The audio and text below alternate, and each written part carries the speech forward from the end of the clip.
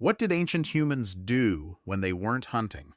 Right now, somewhere in your mind, ancient humans probably look busy, always moving, always searching, always trying not to die. You imagine constant danger, constant hunger, a life where every waking hour was spent chasing food. But what if that's completely wrong? What if the biggest misunderstanding about prehistoric life isn't how hard people worked, but how much they didn't? For most people today, free time begins after work. For most of human history, work happened inside free time. For roughly 300,000 years, your ancestors did not wake up into schedules. They did not clock in. They did not optimize. And they certainly did not hunt all day. So what exactly were they doing? Let's start with a strange archaeological problem. Because when scientists excavate ancient campsites, they keep finding things that shouldn't exist if survival consumed every hour. Decoration, music, games, burials, paint, objects that required patience. Objects that served no immediate practical purpose. Objects that only make sense if people had something modern humans constantly complain they don't have. Time. In 1963, anthropologist Richard Lee began studying the Juhansi people of southern Africa. Not because they are prehistoric, they aren't, but because hunter-gatherer societies can sometimes help researchers understand broad patterns of life before agriculture. Lee found that adults often spent surprisingly limited time directly obtaining food. The exact numbers vary across seasons and environments, but the broader pattern appeared repeatedly in ethnographic studies. Survival did not occupy every waking hour. And once food was secure, people stopped. That sounds obvious, but modern humans don't stop.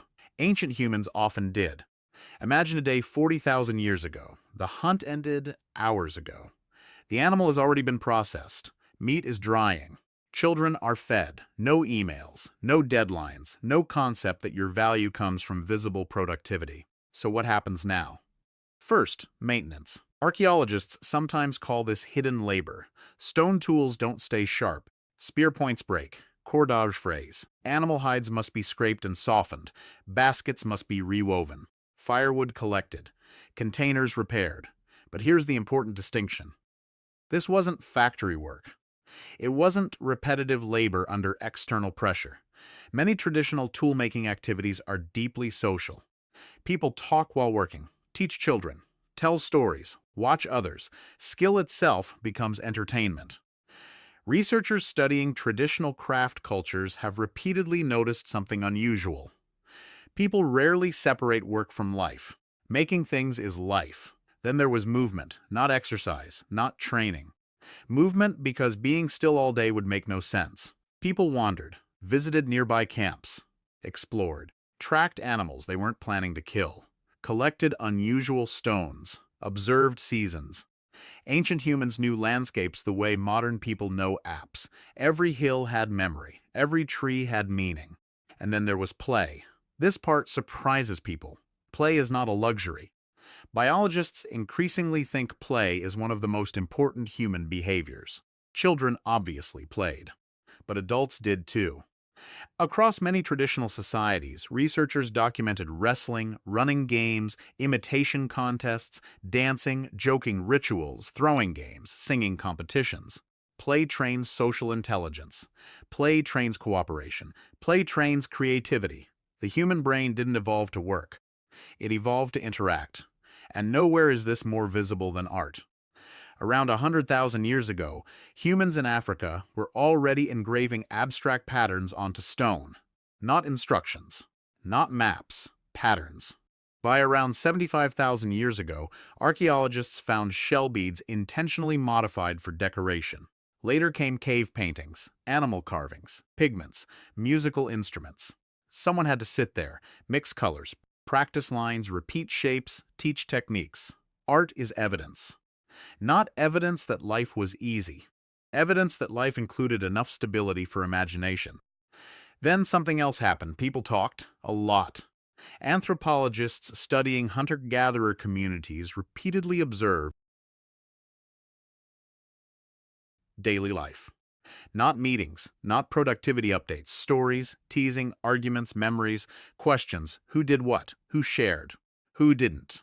Human society runs on information. Long before writing, conversation was infrastructure. If someone knew where rare water appeared after rain, that mattered. If someone remembered which plants made people sick, that mattered. If someone could make others laugh, that mattered too. Reputation was survival. Knowledge was survival. Relationships were survival. And eventually, people rested. This may be the hardest part for modern people to imagine. They sat, not because they were exhausted, not because they earned it. They sat because there was nothing urgent to do. People watched smoke, looked at clouds, listened, daydreamed. Modern neuroscience increasingly treats mind-wandering not as wasted time, but as essential for memory, imagination, and identity. Some of humanity's most important thinking may have happened while doing apparently nothing. And then evening came. Fire became brighter. Voices became slower. Children moved closer. Someone started telling a story. Maybe one everyone already knew. Maybe one completely invented.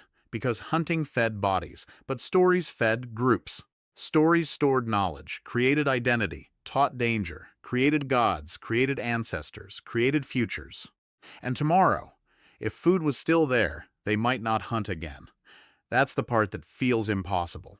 Not because ancient humans had easy lives. They didn't. Injury, weather, disease, loss, all of those were real.